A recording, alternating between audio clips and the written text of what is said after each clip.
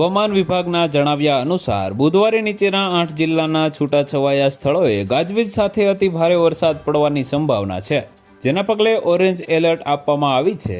અમરેલી, ભાવનગર, ભરૂચ, સુરત, તાપી, નવસારી, ડાંગ, વલસાડ આ ઉપરાંત અન્ય 11 જિલ્લાઓમાં પણ ભારે વરસાદની આગાહી કરવામાં આવી છે.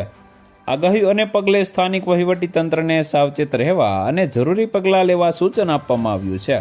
નાગરિકોને પણ વાવાઝોડા અને વીજળીના કડાકા સાથે વરસાદ આવે ત્યારે સુરક્ષિત સ્થળોએ રહેવા અને બિનજરૂરી બહાર ન નીકળવા અપીલ કરવામાં આવી છે.